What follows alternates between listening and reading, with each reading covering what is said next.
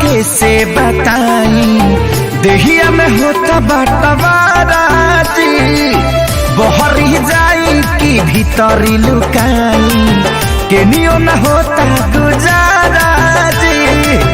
माई ना छोड़ सा दोनों भाई चोली रंगा गइल पानी में हमर सैया जी डालस पलानी में छोटका देवरा छोटका देवरा डालानी में हमर सैया जी डालस पलानी में छोटका देवरा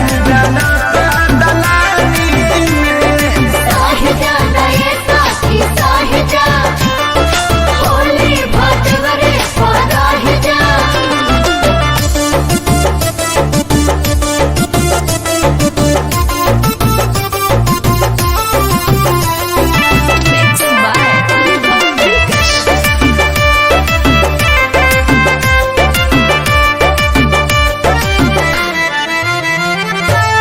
दहिया मर गईनी रंगवा से भर गईनी डबल मरद के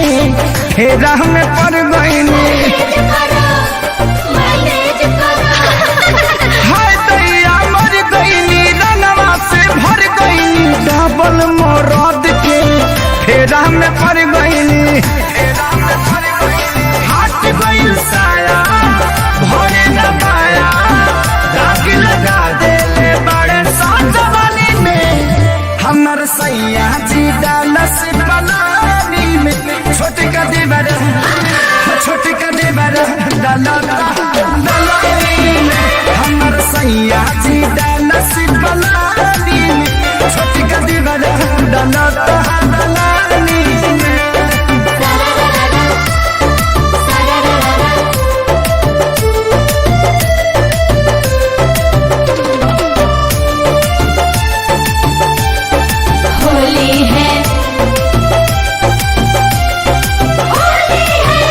डाले आगे हाँ एगो डाले पाछे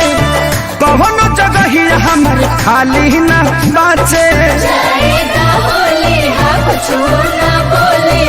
एगो डाले आगे एगो डाले पाछे कौनो जगह ही हमर खाली न बाचे माने न पवन कहीं न जावन खेसरिया के चलते बानी हानि में हमर सैया जी डालस पलानी में छोटका देवरा डालेला